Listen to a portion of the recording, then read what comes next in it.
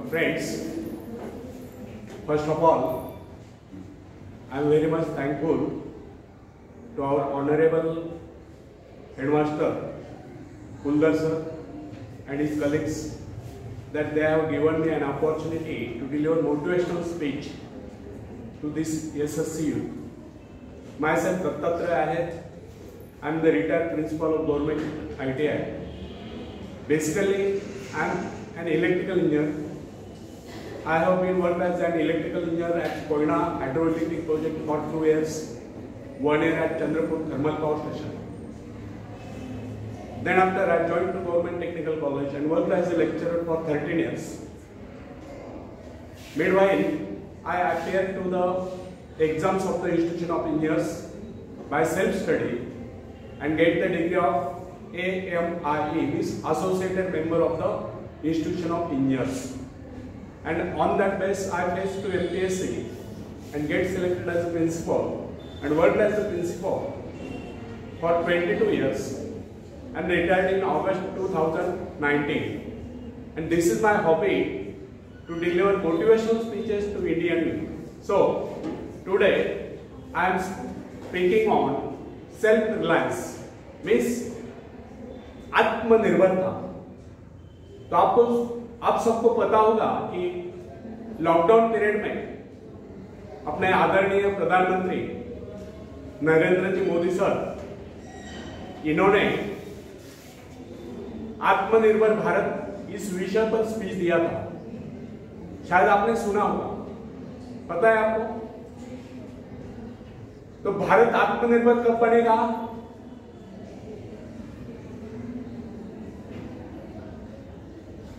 अच्छा, एक बात बताओ, आत्मनिर्भर बनना मीन्स क्या? आत्मनिर्भर बनना मीन्स क्या? बताओ। आपको आता है लेकिन बोलने को शर्माते हैं। नहीं, हिंदी मत बनाना सर, बस। आत्मनिर्भर बनना मीन्स क्या? इस पे उस पे निर्भर रहना, बराबर है? नहीं, फिर इस पे उस पे निर्भर रहना ये बराबर नहीं है। फिर क्या बराबर है? खुद पर निर्भर रहना, यानी कि इस पे उस पे निर्भर न रहकर स्वयं निर्भर बनना, इसे ही आत्मनिर्भरता कहते हैं। और जब भारत का हर नागरिक आत्मनिर्भर बनेगा तब ही भारत आत्मनिर्भर बन सकता है। इसी विषय पर मैं बोलने वाला हूं, आत्मनिर्भर बनना मीन्स क्या? तो फ्रेंड्स, आत्मनिर्भर बनने की क्षमता वास्तव में हर व्यक्ति में होती है, परंतु बहुत ही कम लोग ऐसे होते हैं जिन्हें अपने ऊपर विश्वास हो। दूसरों का सहारा ढूंढना तो उनकी आदत से बन जाती है। यह बात हमें कभी नहीं भूलनी चाहिए। दूसरों के सहारे चलना तो बड़ा आसान है, किंतु इससे हमारी रही सही शक्ति क्षीण हो जाती है। मस्तिष्क और योग्यता, इनका जितना उपयोग किया जाएगा ये उतने बढ़ेंगे, इनका उतना ही विकास होगा। एक विडंबना है कि अपने आप कुछ करने की बात तो जैसे लोगों के मन में आती है। कुछ लोग अपने आप एक ही काम करते रहते हैं, और वह है अपने बदनसीबियों का रोना रोना या दूसरों के आस रहकर उनके गुणगान करना। ऐसे लोग जिन्हें सदा दूसरों के ही बल पर विश्वास होता है, वे केवल पिछलकों की संज्ञा पाकर निंदा के पात्र बने रहते हैं। ऐसे लोग अपनी आंतरिक शक्तियों का भी लाभ नहीं उठा पाते। फ्रेंड्स, यह न समझना आप यदि जन्मजात नेता नहीं है तो ऐसे ही लोग हैं। जन्मजात कौन क्या होता है? कोई महान नहीं होता, कोई वैज्ञानिक नहीं होता है, बल्कि एक अबोध बालक जन्म के बाद अपने में ऐसी शक्ति पैदा करता है जिसके सहारे वो अपने व्यक्तित्व की एक अलग पहचान बना लेता है।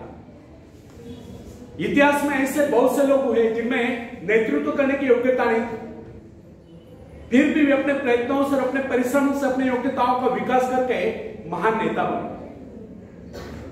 नेता वही होता है जो किसी पर निर्भर न हो, जिसमें नेतृत्व करने की क्षमता हो, जो दूसरों के विचारों का सहारा लेना आवश्यक न समझता, उसमें स्वयं सोचने और अपने कार्यक्रमों को स्वयं निर्धारित या कार्यान्वित करने की क्षमता होती है। लोगों की संख्या बढ़ाकर भीड़ के बीच में चलना तो कोई बड़ी बात नहीं है। बड़ी बात तो यह है कि लोगों के दिलों में अपना स्थान बनाया जाए, चाहे लोगों की संख्या कितनी कम क्यों न हो। ऐसे लोग वही होते हैं जो आत्म विकास करके शक्तिशाली होते हैं। ऐसे लोग अपने भाग्य को बदल देते हैं, अपने साथ साथ दूसरों का भी भाग्य बदल देते हैं। फ्रेंड्स, आज के युग की विडंबना यह है कि हर कोई किसी न किसी का सहारा ढूंढते नजर आता है। किसी को अपने धन का सहारा लेना पड़ता है तो किसी को अपने मित्र का, कुछ तो अपने वंश पर ही खुले नहीं समझता। ऐसे तो बहुत ही कम लोग होते हैं जिन्हें अपने ऊपर पूरा विश्वास हो। दूसरों की शक्ति पर निर्भर रहने वालों का एक मनोविज्ञान यह भी होता है कि ऐसे लोग सदैव किसी न किसी को दोषी ठहराकर अपना पक्ष बचाने के अवसर ढूंढा करते हैं। वास्तविकता यह है, इस प्रकार की आदत कायर प्रकृति की परिचय है। आत्मनिर्भर बनिए या आत्मनिर्भर बनने की आदत डालिए। आदत का आरंभ उस समय होता है जब एक बच्चे को उसका पिता कोई विशेष कार्य करने को कहता है तो वह संतुष्ट नहीं होता, लेकिन जब वह अपने ढंग से उसी कार्य को करता है, उसे पूरा करने के लिए संघर्ष कर विजय प्राप्त करता है, तो उसके चेहरे पर खुशियों की लहरें तिरकते नजर आती हैं। इस प्रकार की विजय की भावना उस बालक को शक्तिशाली बनने का एहसास दिलाती है। फ्रेंड्स, स्कूल की शिक्षा या कॉलेज की शिक्षा केवल व्यक्ति की व्यवहार कुशलता और योग्यताओं की वृद्धि नहीं करती, यह तो व्यक्ति के हाथ में औजार थमा देती है। इस औजार का सही इस्तेमाल करना आदमी को स्वयं ही सीखना पड़ता है। हेनरी वार्ड बीचर अपने समय का महान विचारक अपने बारे में कथा सुनाया करता था। जब मैं बच्चा था तब मुझे किसी तरह से आत्मविश्वास की शिक्षा दी गई। मुझे ब्लैक बोर्ड के पास भेजा जाता था, मुझमें शंका और संदेह होने का रोक। मेरे टीचर मुझे बार बार कहते इस पाठ को अवश्य पढ़ ले। उनके स्वर में काफी क्रोध हुआ करता था। उनका यही करना था कि हमें केवल प्रश्नों के उत्तर चाहिए। यद्यपि उन शिक्षकों का यह व्यवहार कठोर ही प्रतीत होता था, किंतु इतने सारे बच्चों को सीधी राह पर लाने के लिए उनका यह व्यवहार उचित ही था। और इस व्यवहार का नतीजा था कि 1 मास से भी कम समय में विद इन ए मंथ मैं उन सभी सवालों के जवाब निकलने लगा जो मुझे सबसे कठिन लगता था। एक दिन मुझे ब्लैक बोर्ड पर एक सवाल हल करने को कहा था। जैसे मैंने सवाल हल किया, टीचर बड़े कठोर अंदाज में बोले बिल्कुल करो। अब मेरे पश्चात उन्होंने किसी दूसरे छात्र को बुलाकर उसी सवाल हल करने को कहा। उसने उसी तरीके से सवाल हल किया जिस तरीके से मैंने किया था। मेरा उसका जवाब एक था। फिर टीचर उसकी पीठ थपथपाकर बोले शाबाश, इस सवाल को हल करने में तुम तो सफल हो गए। अब मुझसे रहा न गया, मैंने तुरंत ही खड़े होकर पूछा, सर यदि इनका और मेरा जवाब है सुलझाने का तरीका है, फिर आपने मुझे डांट कर गलत क्यों कहा? तब टीचर बोले यह बात तूने पहले क्यों नहीं कही जब मैंने तुझे गलत कहा? फ्रेंड्स, केवल पाठ को याद करने से कोई मतलब नहीं। हमारे भीतर यह दृढ़ विश्वास होना चाहिए कि जो कुछ हमने याद किया उसे कोई काट नहीं सकता। इसे ही आत्मविश्वास कहते हैं। और जिनमें ही आत्मविश्वास होता है वही तर्क दे सकता है, वही बहस कर सकता है। लेकिन जिसे स्वयं अपने ऊपर ही विश्वास न हो वह क्या तर्क करेगा? उसके तो अच्छे कार्यों को भी अगर हमने गलत कहा तो उसे यही समझ लेना होगा हो सकता है वो गलत हो। फ्रेंड्स, मनुष्य को भ्रम होता है कि अकेले काम करने से अच्छा किसी दूसरों की सहायता लेकर काम करना हो।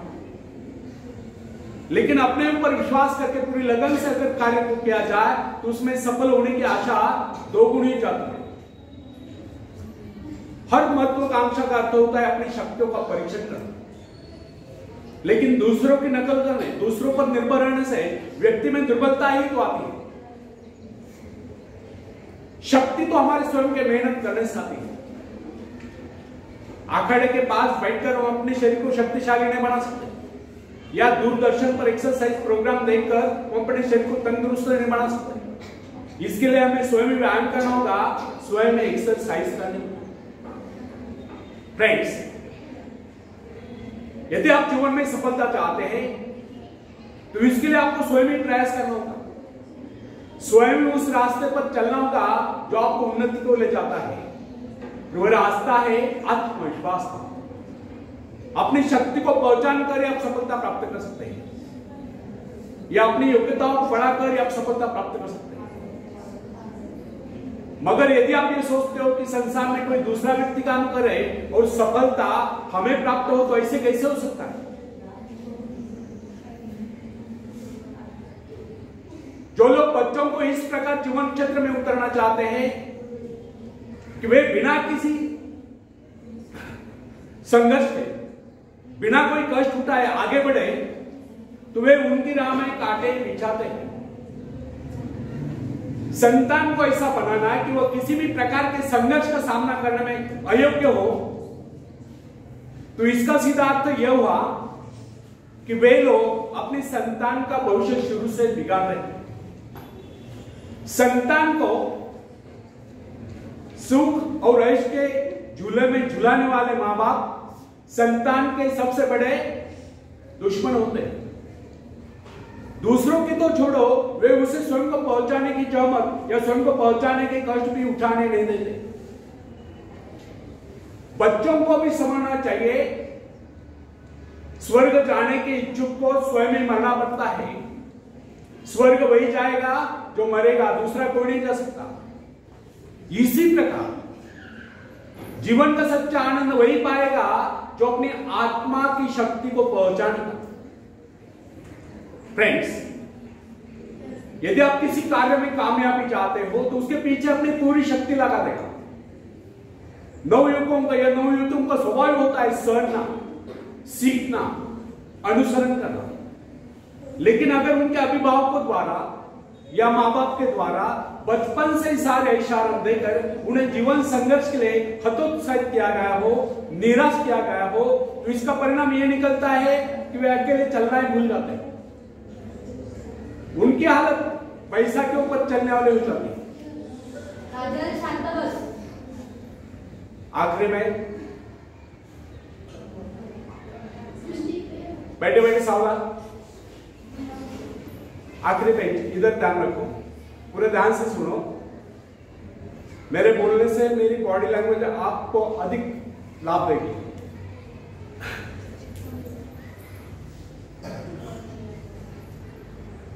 उनकी हालत पैसा के ऊपर चलने वाली है, फिर तमाम उम्र में बिना किसी सहारे के चले नहीं पाते। इसलिए फ्रेंड्स, यदि जीवन में कुछ करना चाहते हो, कुछ बनना चाहते हो, तो अपनी सहायता स्वयं करें।